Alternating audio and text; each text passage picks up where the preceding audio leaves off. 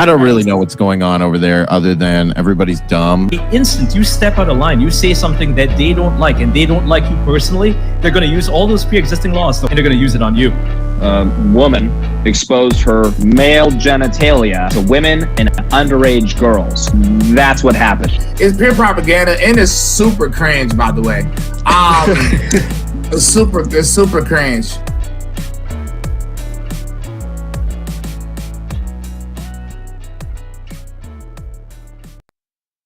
Oh, hey there, ho there, hi there, Eric Butler, UOPod.com looks better than ever.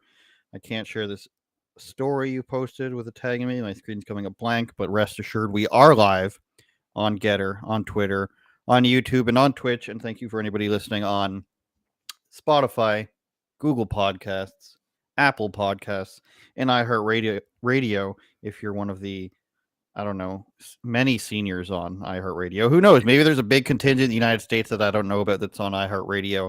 I just know up here in Canada, nobody listens to anything except for our loyal viewers of this show. Speaking of iHeartRadio, I actually had this revelation, not a revelation, but this thought a couple days ago, because I'm probably one of the few people in this entire country that still listens to the radio. I don't know why. It's like a nostalgia factor, or I don't know. They usually say. What's that? They usually say radio will never go out of style because it's a form of companionship.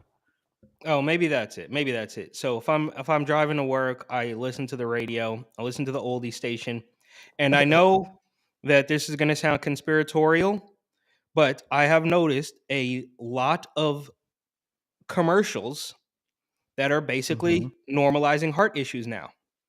Yes. Now, maybe it's because I'm listening to the oldie station and they think I'm older, like it's an older audience that will be listening to it. But they are running ads about if you're there. I can't memorize them, obviously, but I've heard several different commercials about heart issues and what, how to combat the heart issues that you might be dealing with. And I don't know if it's been like that the entire time and I just wasn't listening to the radio, or if they are doing this in an attempt to make it seem like everybody's heart is just starting to fail. Because if you watch my story on Instagram right now, you'll see like 5 different reasons why your heart is, why you're having heart trouble and why you might have a stroke.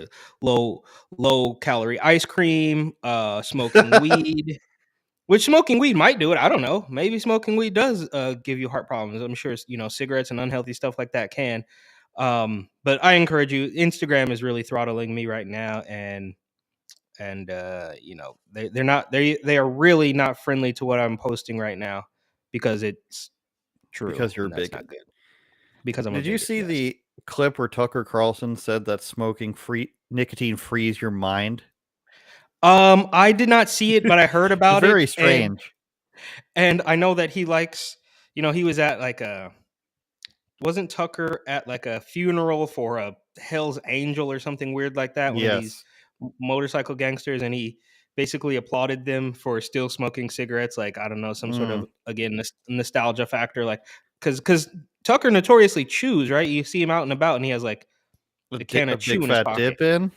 Yeah. So he was like applauding the old school bikers for continuing to smoke cigarettes in this world of vape pens, I suppose.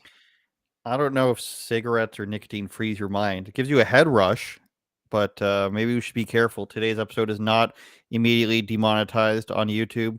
Thanks to anybody watching there. That's a nice landmark for us. Jimmy Kimmel apparently has a problem with Aaron Rodgers. Now, we'll play the clip in a second. Aaron Rodgers wants to see the Epstein client list. Now, for some reason, Aaron Rodgers reveals a lot of his, political thoughts on a football podcast, the Pat McAfee podcast, and I believe that's where he did it. But the bigger part here is, why does Jimmy Kimmel have a problem with this? So let's go ahead and see what he had to say. Wait, hang on. Before you play it, I'm sorry. Are we also noticing that a lot of these football players are doing podcasts now? Because wasn't Jeffree Star on a football players podcast talking about the pronoun mafia? Do you remember that? I I don't. What's going on with the Okay, football was that on a players? football? Maybe Yeah. they're just figuring out there's another source of $1 million they can make per year. But recently, I was watching something on Barstool Sports because I like Dave Portnoy and a couple other guys. Very limited amount of people I like on there. Tommy Smokes, shout out Tommy Smokes, retweeting me a few times. And they have these football players on, and they're so arrogant because they're used to being the most important guy in the room in a lot of rooms, and they come into this Barstool like retreat that they're having for the Super Bowl, and they don't follow any of the rules. They tell everybody they have to shut up because they're doing a podcast. They said Dave Portnoy needs to be quiet, and it's like, if you don't like it there, you can just leave. Like, you'll be fine. But they've just all come across very arrogant. The hockey guys are very arrogant. Now, these are big podcasts they have, like huge ones. One's called Spittin' Chicklets, is a hockey one that's really popular. One of the guys has his own alcohol brand. You ever heard of the alcohol called Pink Whitney? It's like a No. pink lemonade vodka, but that's from a hockey player. And these guys are very arrogant. I don't listen to any of those athletes' podcasts. Now, Pat McAfee's always been an interesting guy, so that's probably why he is a very popular one, and it was after he retired. But Aaron Rodgers goes on there, and he talks about this stuff just like he talked about his jab status and everything with Joe Rogan. So let's see what this is about, Jimmy. Talk has the tinfoil hatters going wild, including Green Bay whackpacker Aaron Rodgers, who offered this hot take on the Pat McAfee show. I believe that this has been going on for a long time. Interesting timing on everything. There's a lot of other things going on in the world. Did you hear about the Epstein client list about to be released too? What's that? What are you talking about? There's some files that have some names on it that might be getting released pretty soon. Oh. Might be time to revisit that concussion protocol, Aaron. So that's obviously, I'll state the obvious things, is why would you be opposed to an elitist, trafficking list of people coming out, Jimmy Kimmel? It's not a conspiracy. I mean, he went to jail and died by however you want to think that it happened. That's besides the point. But like, this stuff all happened. He's like, oh, it's conspiracy. And it's also okay to make fun of people's concussions. And it's like, we all know why they want to make fun of Aaron Rodgers. Even if you excuse the Epstein stuff, which is insane, it's because he didn't, and we're in the first few minutes here, so I want to be careful not to get demonetized immediately, but it's because he didn't take it, because he was It's because he was allergic to one of the ingredients. The J&J one had just got pulled, and he explained all this on Rogan, that he was allergic to one of the ingredients in the main one, in the Pfizer one. So he took everything Joe Rogan suggested, which were, obviously got him over it in 3 days, the Rona, and then he was fine. And then they tried to be like, he lied about it. He didn't lie. He told his whole team. He told his management. He told his ownership. He told the league. They all said it was okay, and they still called him a liar. And the reason is because he recovered so quickly. Or sorry, he didn't take it, and he didn't need to take it. He didn't get sick. That's why they need to take him down, because he didn't go through the conventional method, and you have to take him down, just like Joe Rogan, if they don't go through the profiteering method. This is why Jimmy Kimmel has to come out on behalf of his overlords at ABC and Disney, who obviously take lots of money from the powers that be, judging by how he speaks all the time. And his job is to smear him as a conspiracy theorist because an Epstein list is coming out. Like, where's the conspiracy there? Look, obviously, again, okay, I guess I'm going to state the obvious too. We live in the backwards, bizarro clown world where up is down, left is right, man is woman. True. So, of course, the conspiracy is what they're trying to cover up. So we know the guy went to jail. He died in jail. His wife or girlfriend or whatever, that weird mistress lady, whatever. What do you call? Oh, madam, I should say. She's in jail now. She's like she's like filing some sort of appeal or something, and she's trying to get out. And this is all, it's all absolutely pathetic. Now, of course, they're going to go after him. This is kind of similar to what we saw with Kanye. If you do one thing, they're going to come after you forever. right? So if he went against the narrative with the pharmaceuticals, so now he's on the radar and they're going to come after him forever. And I've said this before, but I always find it very strange that how him and old blackface Kimmel, we all remember Karl Malone Kimmel, right, with doing entire black body, and his girlfriend, his wife at the time, doing blackface too, and nobody really cares. They don't get canceled. He's still on TV every single night.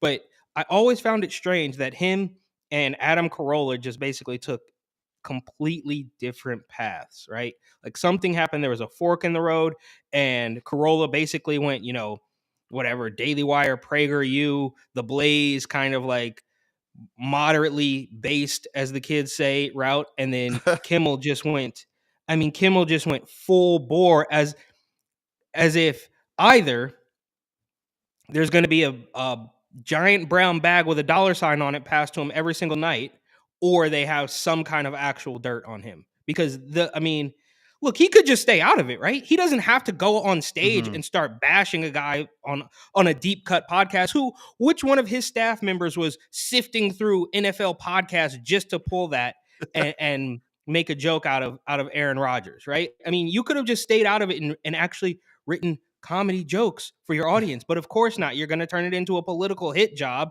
because Aaron Rodgers, who's basically just a regular, I don't know, what is he, like 40 now? Like he's just he's a 30, dude, bro. 40. Yeah, he's just a dude, bro, who's good at throwing a football. Did he retire yet? I don't even know. Nope. Is he retired? No, he's still playing. Okay, it's crazy how these football guys. I mean, Tom Brady is 42, and I mean, football takes a toll. I don't know how you play so long, but anyways, he went out of his way to do this at the behest of, like you said, Disney, ABC, when he could have just ignored it, right? Why did you have to do that? Because there's still some people out there, I guess. Like, do you think if we got a shot of the crowd in that audience, they're all still wearing a mask, right? Because they're all still completely brainwashed, and they're still they're still jumping through the hoops. They're still trying to play whack-a-mole out there. They're still eating every little piece of establishment droppings that they throw at them, and it's pathetic. So, and I think I posed this question to you on Instagram. I mean, which is worse? Is Kimmel doing this constantly, and then he goes on the air and cries and he plays the part? Is he worse than Stephen Colbert, who does a complete song and dance? We all remember that, right? And then what was the other one? The other extreme. There was Colbert with the Corden, James Corden. No, not Fat James British Corden. guy. I don't know anything. I mean, I know who you're talking about, but no. So there was Seth Meyers. No. Hang on. There was Colbert and the pharmaceutical dance number, and then there was another one that was super cringe. Remember a couple weeks or maybe a month or two ago when you kept interjecting it into the episode? I forget who that Jimmy was. Fallon. Jimmy Fallon. So what did he do that time? It was another XBB.1. Yes. Yeah. How could I forget? So what's actually worse? I think this Epstein stuff might actually be worse because everybody can argue about the pharmaceuticals, no problem. But I think what was supposed to happen was everybody was supposed to agree that this Epstein guy was just, I mean, not to put it nicely, not liking Jeffrey Epstein was never supposed to be a conservative talking point, right? A guy who notoriously, look, I'm not going to get into the details of what he did. Everybody knows, but that should have been something that everybody could have agreed on. But somehow this man goes out of his way to pretend that Aaron Rodgers is a whack job because he wants to see the list. And last thing here, everybody knows, just as well as I know, just as well as Aaron Rodgers should know, and Kimmel obviously knows and is happy about, we're never going to see that. I see people with their status, their new little Twitter status things on Instagram. Show us the list. Where's the list? It's not going to happen. Don't hold your breath. Like, do you think for once they're going to put somebody they hate on there? It's going to be Donald Trump and Kanye West are on the list, and that's it. And everything else is going to be redacted. That's what's going to happen. Well, what I think happened with Kimmel and Carolla back in the day, I used to like them both. I think they did the Man Show together. That was a time, but I think Kimmel just got this opportunity, and the bag with the dollar sign reminds me of The Simpsons. Here's your bag with dollar sign. And I mean, he gets his own show, and Carolla's notoriously, face for radio, as they say, and you can only give one guy a talk show. Carolla has been involved with radio for a long time, and he had a successful radio show. He also had a radio show with Dr. Drew. And so I think when you get the opportunity to do a talk show, a late night talk show, a lot of comedians back then would have taken it. I mean, Fox had flirted with one, I believe, for Conan O'Brien before he took the Tonight Show, and then, went back and went to TBS and everything. Fox has had talk shows. So I think for a really long time, since the 60s, comedians have thought that having a late night talk show would be the best thing ever. You get paid tens of millions of dollars, and you're interviewing, interesting people all the time, and you're top of the food chain. That's obviously changed in the last 15 years or so. But when Jimmy Kimmel got his show, it was still 2007, 2008, I want to say. And, it still had, the curtain was still down in front of the eyes of America as to what this stuff is. But then, of course, as things happen, Jimmy Kimmel ends up getting talking points from Chuck Schumer about stuff during Trump, and Kimmel hates Trump more than anybody hates Trump for some reason.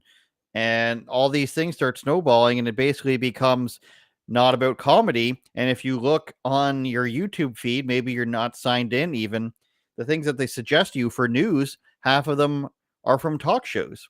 Seth Meyers, Stephen Colbert, and Jimmy Kimmel all talking about political stuff or pharmaceutical stuff. And is this, on one hand, it's not funny. It's not even funny politically. I mean, this is the funniest political podcast there is, besides maybe, who's the guy? Who's the big fat guy that we all know and love? Who am I talking about? I don't know. Tim Dillon. Tim Dillon might be the funniest, basically political podcast there is, of all time. But we're right up there. We're a close second, especially on Getter, #1 podcast on Getter, by the way. Check the numbers. And does this? I'm sorry. Continue. I was just gonna say, and these people, they're not funny anymore, and they're not very well informed in politics, so they're just talking mouthpiece because they can't get people to watch these other things anymore. They can't get people to watch CNN anymore. Don Lemon is your most entertaining factor on CNN. MSNBC is completely off the charts, and you'll notice that the Democrats, who don't even really align with MSNBC for the most part, they only go on there now because they're the only people who are crazy enough to agree with their bad ideas. And then you've got you've got left-wing sources as well that don't get as much traffic. Besides you can even say, I don't know how well the Young Turks do, but comparatively to Fox News, for example, they're not up there. So the only people that still get these numbers have these built-in audiences, from Jimmy Fallon's singing numbers. James Corden, when he was on, he had this carpool karaoke stuff, and Jimmy Kimmel doesn't really have that thing, but they have these built-in audiences from legacy media, late night, and people are still watching that there, but they still get a couple million views per hot video on YouTube, and these are the people they have to turn to. So it doesn't matter about comedy at all. They're just literally changing where the filtering goes down. Okay, it used to be CNN maybe, and it used to be Stephen Colbert when he was on Jon Stewart or something like that. Maybe it used to be the Young Turks, whoever it used to be that was getting these talking points. They're sending them right to Jimmy Kimmel now. They're sending them right to Seth Meyers and Stephen Colbert now. They're sending them, to celebrity things now instead, because people aren't watching CNN. And when you look at, I was watching Kevin O'Leary on CNN this morning, the show CNN this morning, Don Lemon's show. He's back now. And Kevin O'Leary was just talking about how mostly New York City, New Jersey, California, they're not investable anymore because of their tax rates. And Don Lemon was the only one willing to listen to him without saying, oh, it depends who you ask. It depends on the politician, blah, blah. And he's saying it doesn't matter who the politician is. He was actually saying he respects people like Elizabeth Warren, which I don't, because of how hard being a politician is. And they wouldn't even listen to him. They would say, oh, it depends who it is. It depends who you're talking to and what you're talking about. And he says, don't kill the messenger.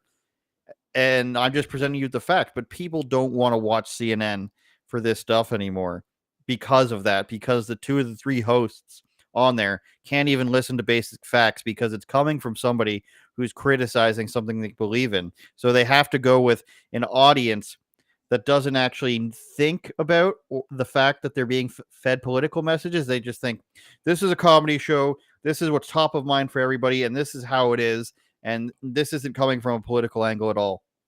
Meanwhile, it's carefully meticulous. And the last thing I'll say here, to steal an Eric line of last point here, is Bill Maher was talking the other day about how he gets every single year he talks about, or he looks at resumes basically for new comedy writers on his show, and he says every single one of them has the same point of view because they act like this is the one point of view, and it's really tough to find comedy writers when they all think like they're all like progressive, if you know what I mean.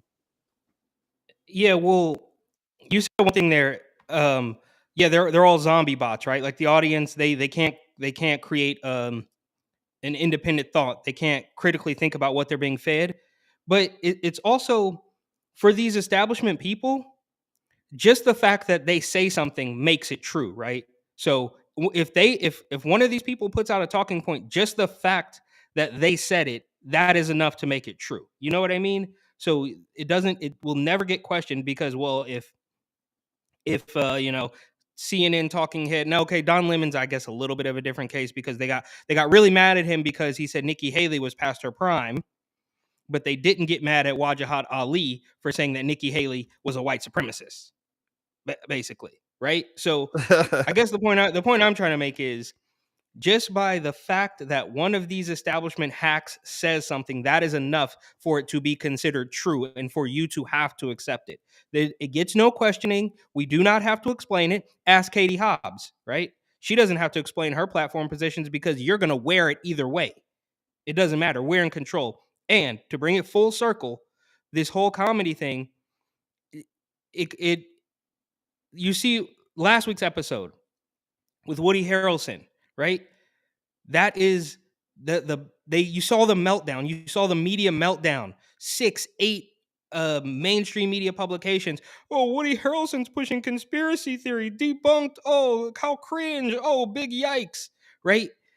Because he said one thing, and I don't know too much about Woody Harrelson, but he said one thing that was clearly a joke, but it resonated and it had a kernel, at least, of truth, and they can't have that. So that's why you get all of these weird zombie fake comedy bots saying the exact same thing, spitting it at you because, like you said, they're getting their talking points from on high somewhere. Whoever's writing that Democrat playbook that makes California and New York do the same thing every single week, it's the same people. They get their talking points, they do it, and then Woody Harrelson goes off the rails and makes one joke, and he becomes the enemy, right? Like,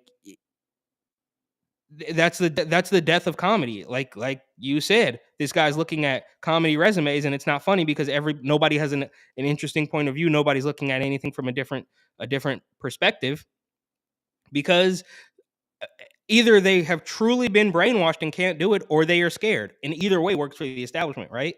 So if their brains really can't comprehend why more than half of this stuff doesn't make sense, or they know it doesn't make sense, but they have to toe the line because they're genuinely afraid, scared into submission.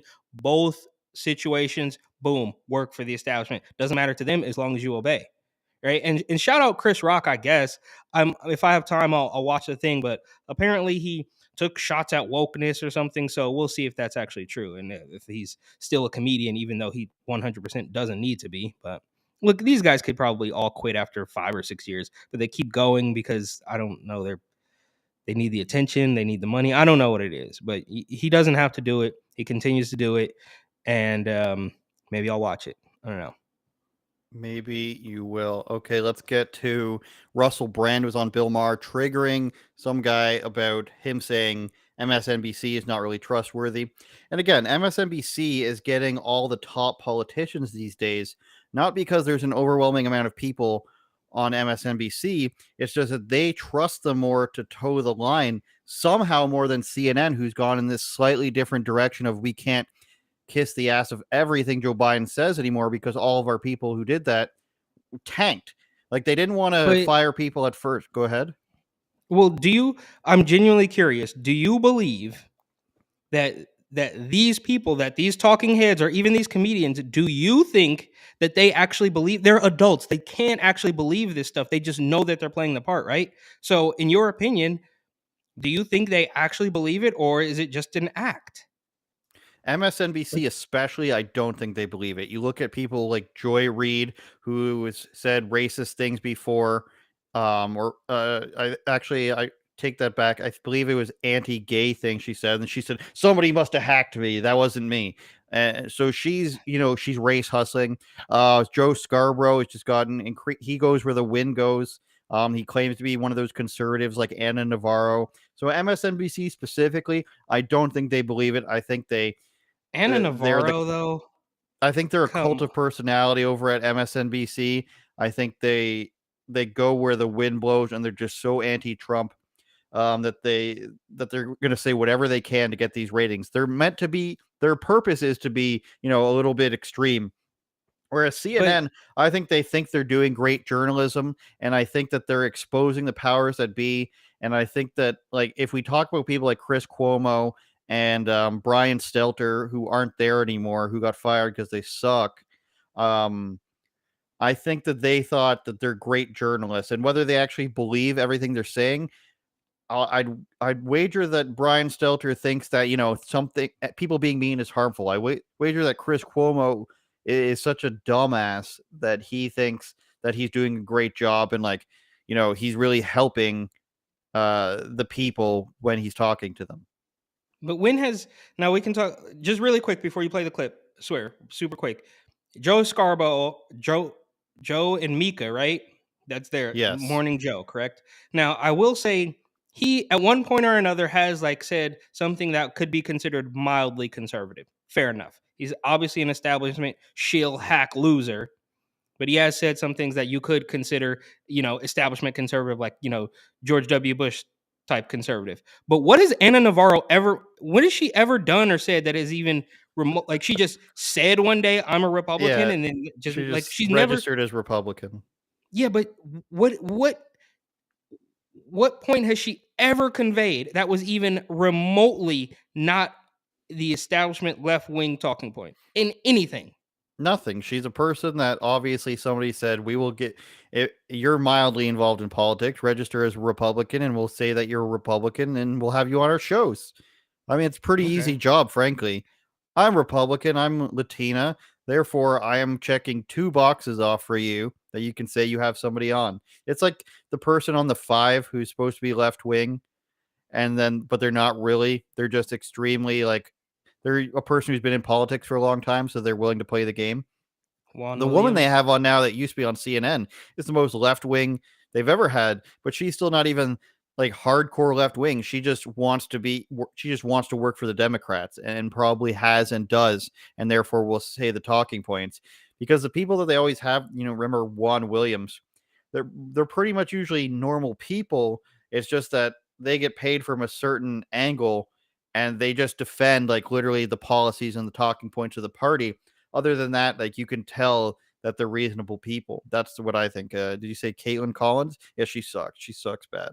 But Russell Brand on Bill Maher here. John, I've not known you long, but I love you already. But I have to say that it's disingenuous to claim that the biases that are exhibited on Fox News are any different from the biases exhibited on MSNBC. It's difficult to suggest that these corporations operate as anything other than mouthpieces for their affiliate owners in BlackRock and Vanguard. and unless we start to embrace, and also, mate, just spiritually, if I may use that word in your great country, we have to take responsibility for our own perspectives. I've been on that MSNBC, mate. It was propagandist nutcrackery on there. I went on a show called Morning Joe.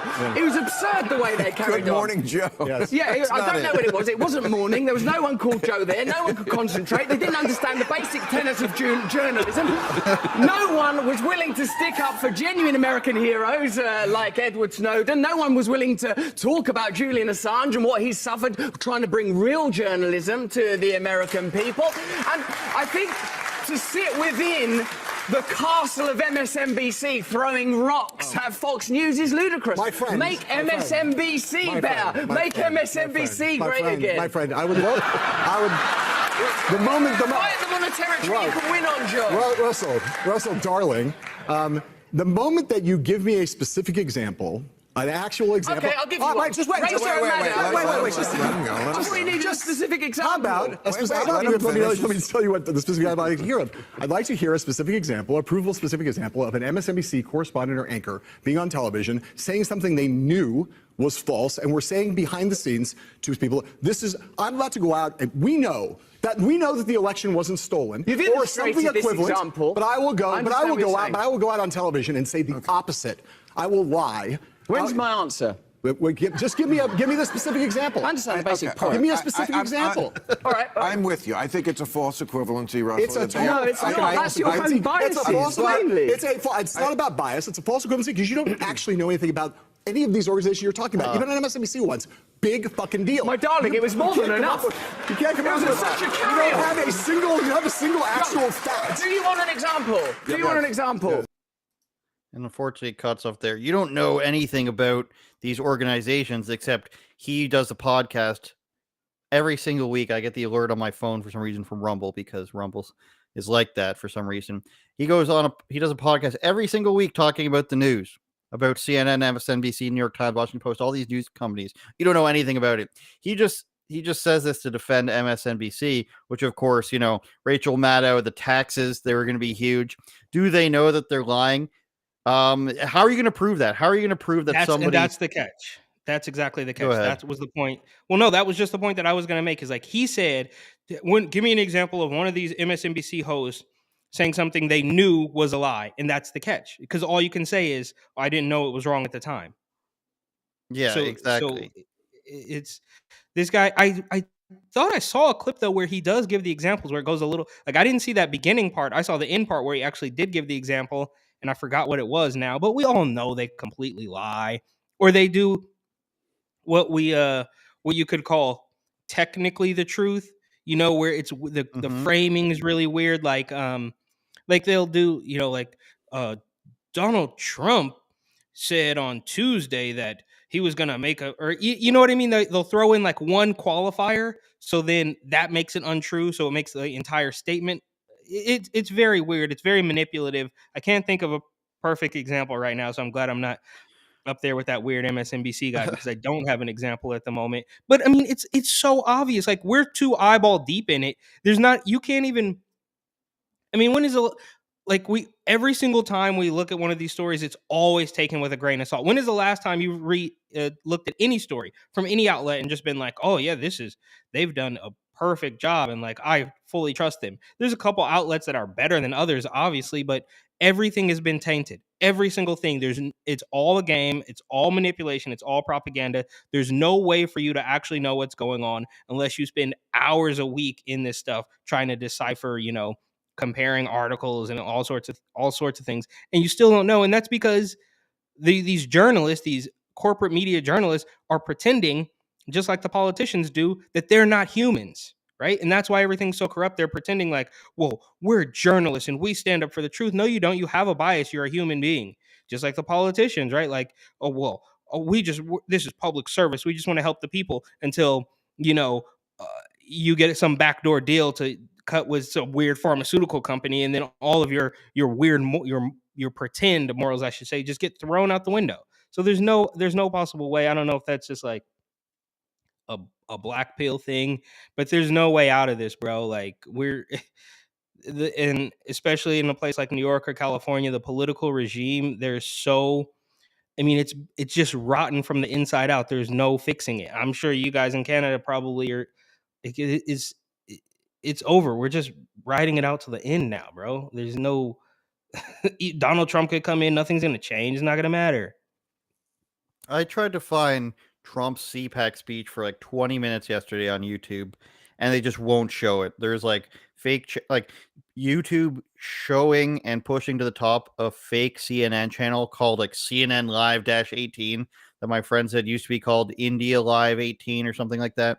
They just didn't want, all they would show is people analyzing the speech. They just didn't want you to actually see what Trump actually said. It was crazy. It was some of the worst censorship I've seen, and we've seen a lot. Some of the worst I've seen in a long time. And well, I mean, you got to remember. Mm-hmm. I mean, they took the sitting president off of social media, right? Like, so of course they don't want, because I mean that's it. They wiped him clean off Facebook, Instagram, Twitter, everything, YouTube, because of January 6th. So of course, like they don't want that message getting out, even though it's not.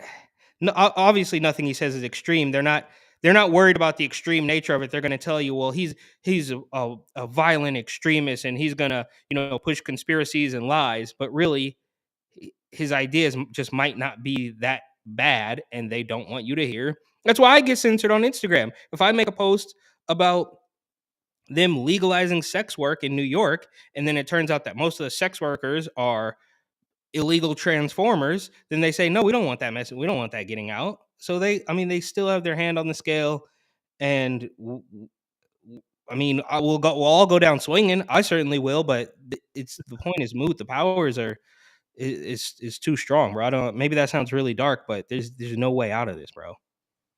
No Way Out by Puff Daddy and the Family. We're on opposite sides there.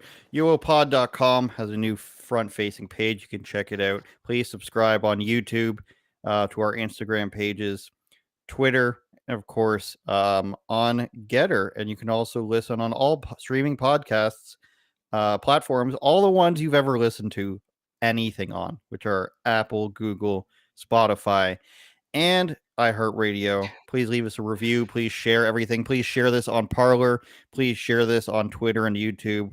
Help us grow. We're growing as we speak. I can see it. And we're going to be having special content coming up in the coming weeks. Eric is coming to Canada, and he's afraid of the snow. I sent him a video the other night, and he's really afraid. I had to shovel a lot yesterday.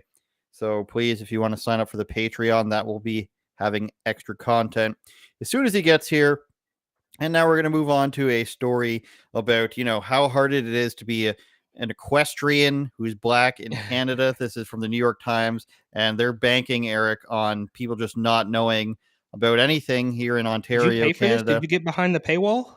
No, it's just, I guess, when you do a private browser every once in a while, it'll allow you to look at stuff. Pay for the New York Times. Unbelievable. The only thing I'd pay for, Eric Butler of TatumReport.com, is signing up for Blaze Media, where you can read my articles every single day. And, of course, this podcast.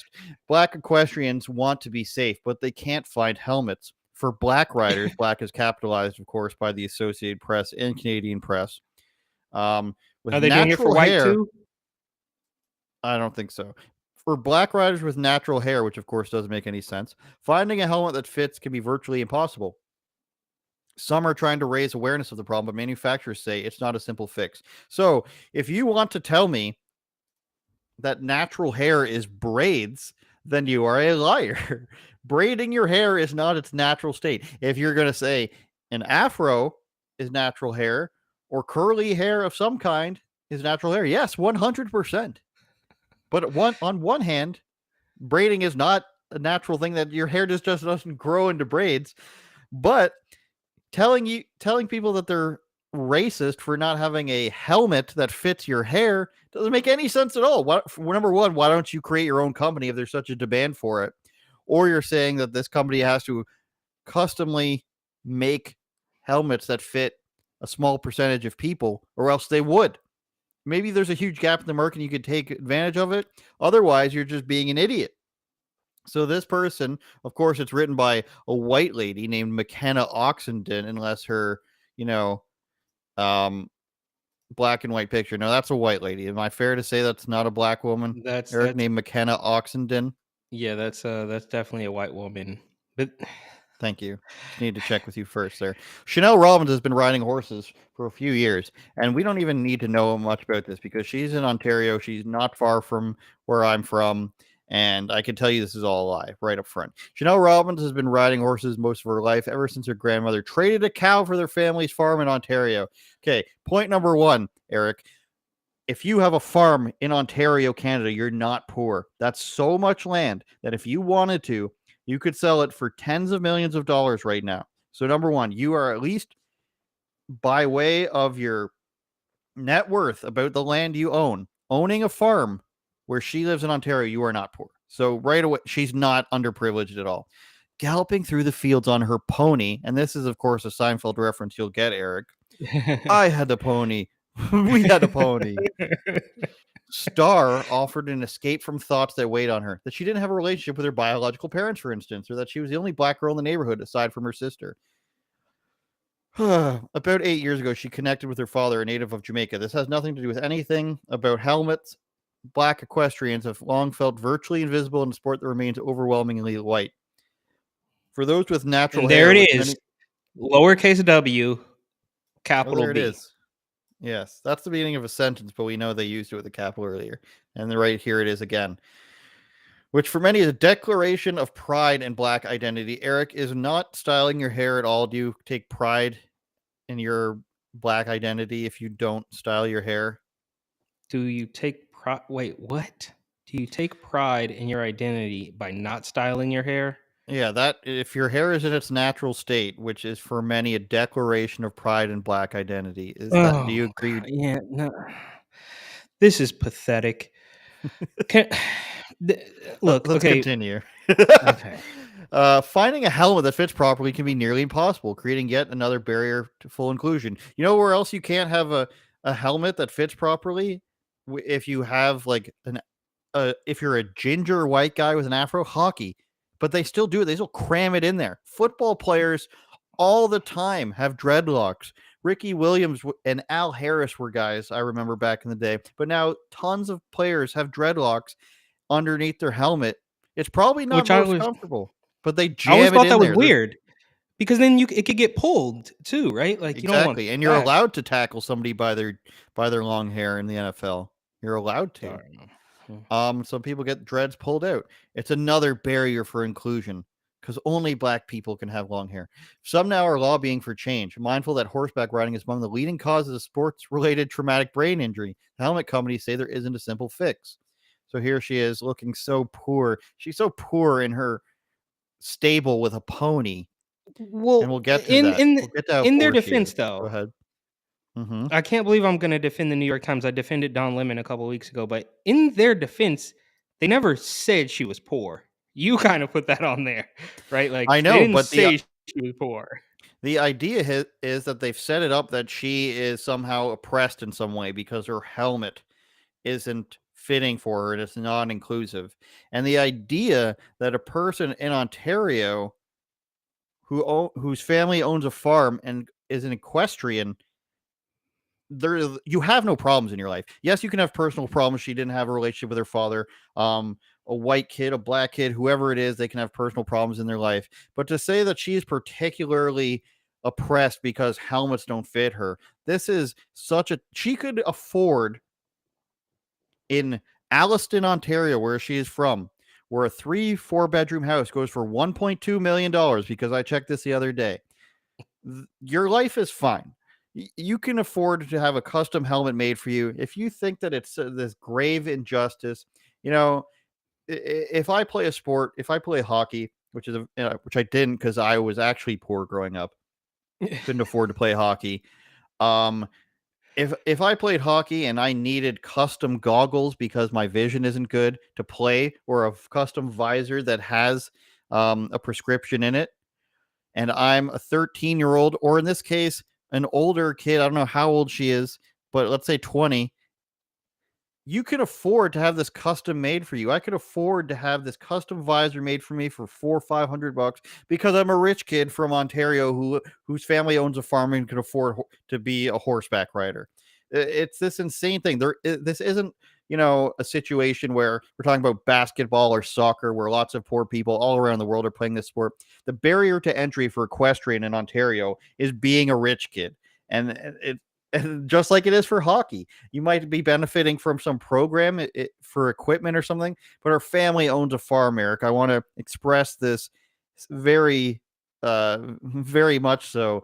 that there is no like woe is me when you're owning a farm in Alliston, Ontario, where your house is worth millions of dollars, your land is worth tens of millions of dollars, and you're a horseback rider. Yes. So around 2015, when she started teaching riding lessons, so she's been able to ride horses enough to where she's a riding teacher, and people are rich parents are paying her to teach their daughters how to ride horses. She found herself having to tell children they couldn't ride if there was no helmet that fit properly, which you would have to do with everything. In 2021, she started a hashtag saddle up helmet on to call attention to the problem. Just design it. And the person they're talking about here is named Miss Gooch, I'd like to point out, which is a hilarious name. Miss Gooch, everybody. People are different. Hair is different. This just enrages me, Eric, because houses are so expensive here. So much so that I wish it was very easy to move to the United States. And we have a person complaining that their helmet doesn't fit when they're in one of the richest places in the country, owning horses, teaching horseback riding, owning a farm, all this stuff. And, they get an article in the New York Times about them, about woe is me. You know what I mean? Yes, because as we know, the victimhood is currency. They need something to be a victim of. Like you can't just say, nobody in this weird establishment, mainstream media cult, I guess, nobody there is ever going to say, you know what, I just made some bad decisions, and nobody's ever going to be truthful there.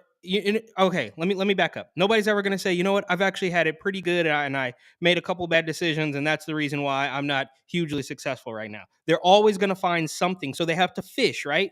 We see it all the time. Like, I wish I could remember something else. Like, they're constantly fishing for a reason to be angry.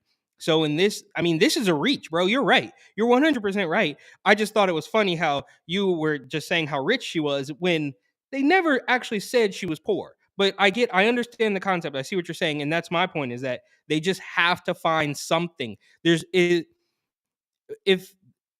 there's no grief, if there's no strife, if there's nothing to complain about, then there's no drama. There's nothing we can ask for. There's no attention on me.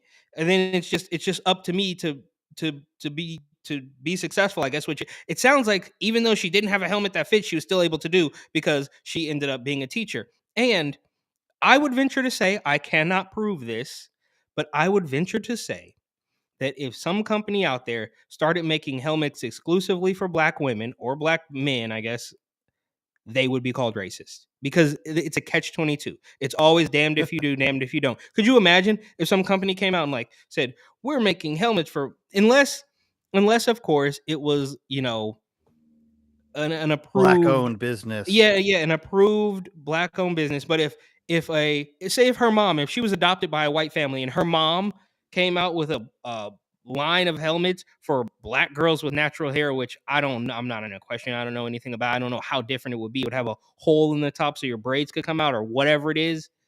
They would be immediately condemned as being racist or culturally appropriating. So it doesn't even matter, right? Even if you fix the problem, then they're gonna find a new problem, and this is just in the middle where they just have to find something to complain about, and it is really pathetic. It is. It's disgusting. Well, it's a non-story, and they make it on the face of it. I mean, imagine you were doing my hockey gloves don't fit my large hands. Like, oh no, deal with it. And then this is, my hair doesn't fit my helmet in my expensive sport. Deal with it. And then this paragraph here completely blows out the racial argument.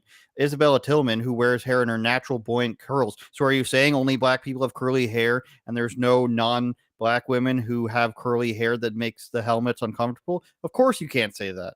But they can't have this as the lead story. They took one of the opinions of the 12 girls they said they spoke to and made it about race. And then one of the women they speak to is 29. And I'm not going to feel sorry. I'm just not going to feel sorry for a 29-year-old, Eric, who says their helmet is uncomfortable in an expensive sport. And I guess here is what the United States Equestrian Federation says. It says it does not require its nearly 500,000 members to disclose their race, and only about half do so. Of those, nearly 92% are white, with black writers only making up 0.5%.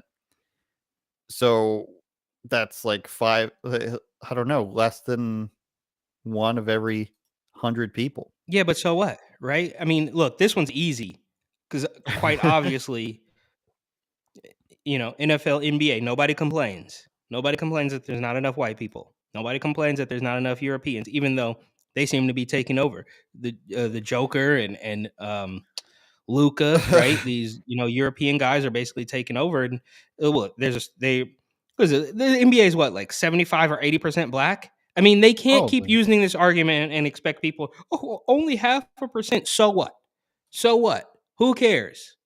It's just it. I mean, it is what it is. There's another story I saw a couple days ago about how black people they're embarrassed to go to get mental health, and they don't want to talk to white doctors, and there's not enough black doctors. And it's just like, bro, you guys have to stop complaining about every single thing, but they won't. They won't. That's a pretty succinct statement. He's Eric. Sue him for his racialized comments. The last story we'll get to here is keeping with some pop culture stuff today. Is DJ Envy, I believe, from is it the Breakfast Club with Charlemagne the God, Angela Yee. You've probably seen Hillary Clinton be on them. You've probably seen a bunch of politicians and rappers and celebrities go on there. He gets offended sometimes. This Camel A. Harris. This guy, I've seen him get offended before. I've seen him get offended by two comedians making fun of his wife in a very vague manner. But it's they Angela used to be Yee funny this time. too.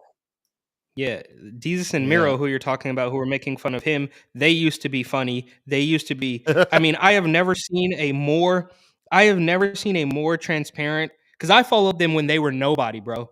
Like when they had a little their own little YouTube channel. Getting maybe 1,000, couple thousand views, perhaps. I'm talking like almost a decade ago. And I have seen no more transparent transition from independent, like kind of, for lack of a better term, free thought, like stream of consciousness, almost like we're doing here, to completely establishment control hack shields. But it's not, I totally forgot about that situation.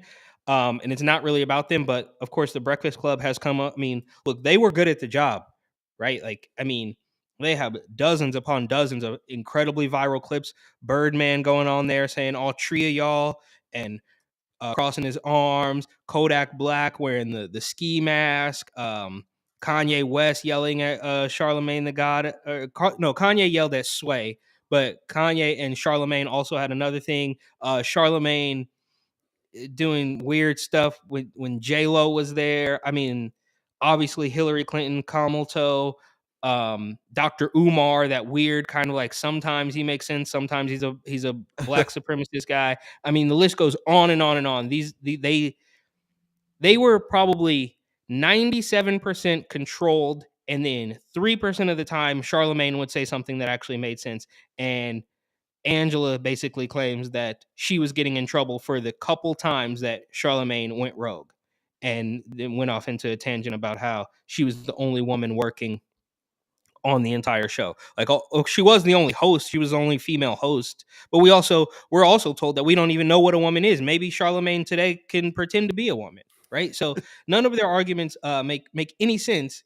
And Yee is basically, she's leaving the show and she's trying to go out with a bang. She's trying to get some clicks on her new show. And nobody for one split second, I think, would believe. And she's also been called out by Lil Mama, by the way, which another incredibly viral clip of Lil Mama on the Breakfast Club. But well, what did she exactly say here? What did Yee say, or what? Yeah, we haven't talked about what she actually said yet. So she said that she was the only woman. She said to another talk show host that she was the only woman working on the show. And you DJ Envy says that's not true. Okay. Well, can you scroll up just a... Actually, I have it pulled up here. DJ Envy has called out former co-host Angela Yee over claims she made about being the, quote, only woman working on the Breakfast Club during wait, now I'm reading from your screen. I'm reading from my screen. Sorry. During her time on the show. His statements came after Yee's recent interview on the Tamron Hall show began making rounds on social media on Friday, March 3rd. During the interview, Yee was asked about being held to task for misogynistic statements made by her male co-host on the show.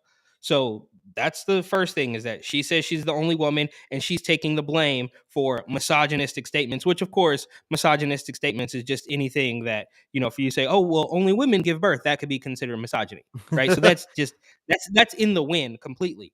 But my thing here is nobody in their right mind is going to believe that a powerhouse mega show in New York City, the flagship, for a time, rappers had to go there, right? Like now it's different a little bit with Spotify, but in the past 10 or 15 years, if you were going to have a career in the music, in the quote unquote urban, rap, hip hop, whatever, you had to go there. You had to get booked. Otherwise, your career was never really going to happen. So they were incredibly influential.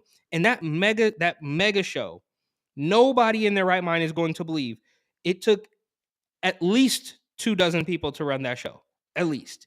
Nobody is going to believe that there was not one other woman on that entire staff. It's completely outlandish. We're talking about New York, where they come up with quotas. They come up with diversity hires. They do this stuff, just to wedge all of this diversity stuff in your face. Nobody in their right mind is going to believe that she was the only woman working on that show. She was the only female host, but you don't think there was a camera woman, a boom mic, a editor, something? There was definitely another woman on that show. And she plays the victim card. I read this. I did a video on this, so that's why I'm very, very familiar with the story. But she claimed also that, when you're the only woman in the room, it's very hard. And if there's no other women there, then they don't understand where you're coming from. And that's the card that they constantly play, right? Is if you don't have a uterus, you can't have an opinion. If you're not a doctor, you can't have an opinion. If you're not a scientist, you can't have an opinion. And that's what Yee is trying to do here, is I was the only woman, and when I was in a room with all men, they didn't know how tough it was. And look, yeah, of course, because she's admitting that men and women are different, which of course goes against the entire establishment narrative that they're not. So this story, it's pop culture nonsense, but I just hate to see these people constantly, and this does kind of tie in with the last story. It's just them looking for a victim card. Now, she probably has a little bit more of a reason because she needs to get clicks on her new show. So she's, throwing her old coworkers under the bus to get some clicks. But it's absolutely pathetic. It's absolutely despicable that this woman is insanely successful. For more than a decade, she's been a host on the show. She's not struggling, right? But she still has to complain about something. That's the point. Did you see, to keep up with that sort of thing, did you see that the Toronto Raptors issued an apology for a International Women's Day, I guess, video that they made? So what happened was that and I see that my quality is bad on the stream. I'm sorry for that, everybody. I don't know. I've canceled the subscription to this platform. Is mine okay? Yours is good. I don't know why. It's this Canadian internet. Mine is coming in and out as I look at it. You're hardwired, though, right? You're not on Wi-Fi. We'll talk about that later. Sorry. That's right. So the Toronto Raptors here, and I'll bring it up now. They did a post for International Women's Day, and what they did is couple of their players said that women are the only ones who can give birth, which of course is illegal to say. We'll watch it right now, and we'll tell you what happened after. Girls run the world because they're the only one that can procreate. They birth everybody. All women are great because they're all queens. That was it, Eric. That was literally it. All women are queens. They're the only ones that can give birth. NBA Central reports, and I believe, is that an official account? Featured on ESPN Fox. It's not, but I don't think, but it's a quote from the Raptors organization. Raptors issue an apology for posting this video for Women's History Month. Our sincerest apology to our players, our staff, and our fans, and we'll work to do better today and every day after, because they said that only women can give birth. Let's play it again. It was pretty quick. Girls run the world because they're the only one that can procreate. They birth everybody. That's the point, Eric. They're the only ones that can give birth. and they birth everybody. These guys clearly are in a locker room. They've been playing basketball their whole lives. They don't have time to pay attention to the stupidity in the world. And they dared to say that, a woman's the only one who could give birth, and they give birth. Wrong, Eric Butler. Men can give birth. Who actually too. complained about this? I don't know. That's the thing.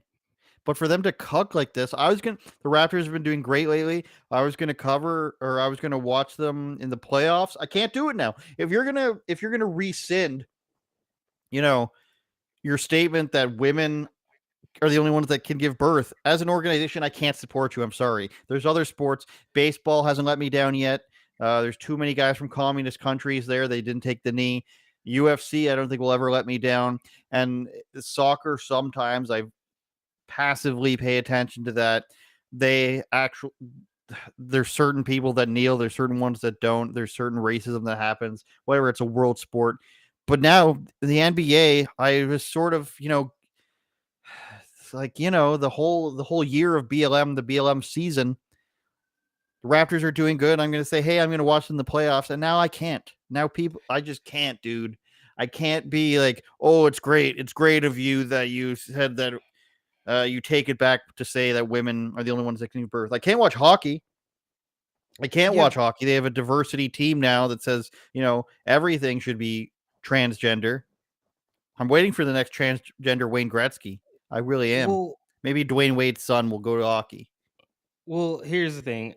Like I said, who complained? It's not a basketball fan. Do you really think that it's a 30-something man who might be betting on sports, or just like a college athlete who did you know what I mean? A real hardcore basketball fan, somebody who actually played maybe organized ball, obviously not good enough to get into the league, but a real basketball player is sitting there like, oh, how dare they? No, somebody found this, just like Kimmel's people sifted through an NFL podcast to find something to be mad about. Somebody found this, and that's been a recurring theme of this episode. People have gone out of their way to complain about something, and they just shouldn't have. You don't celebrate Women's Month. How about that? You should have just ignored "quote unquote" Women's Month if you're going to pretend that a man is a woman, because none of these things ever line up with each other. They can't. They don't. But they continue to wedge. They continue to shove a square peg into a round hole, and it just doesn't work. And they think that you're stupid. And what Raptors fan is now like, oh, well, thank you for that apology. I feel so much better. I was going to buy season.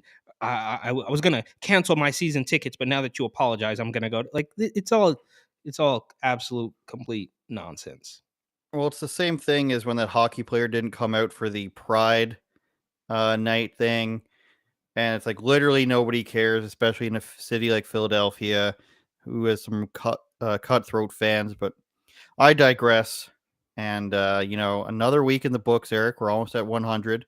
We've got our new landing page up that everybody can go enjoy at uopod.com if they need to see where all of our links are. We've got our YouTube. You can even preview it on Spotify and YouTube, should you so want to. There's the last week's episode about Woody Harrelson. There he is, looking cool with your girl from Arizona. So uopod.com. Cartel Katie. That's right. I'm interested. We need to follow up on that, I think. We'll be back. We're going to get some guests for the next couple weeks, I think. Eric's going to come to Canada in, I think, 30 days or so. And we're going to have a lot more content. uopod.com, Spotify, Apple, Google, iHeartRadio. Subscribe. Give us that heart thing. Give us a review. Share our podcast on all the video platforms. Follow us on Twitter and Instagram. Eric, closing thoughts? What's your final thought, Jerry Springer? Buy my book, New York City 2020 Gotham Unglued. It's still out there. It gets better with age. I promise you that. Relive that insane year that was 2020. It still haunts me. Go buy that. Amazon. Turn it up, Jordan.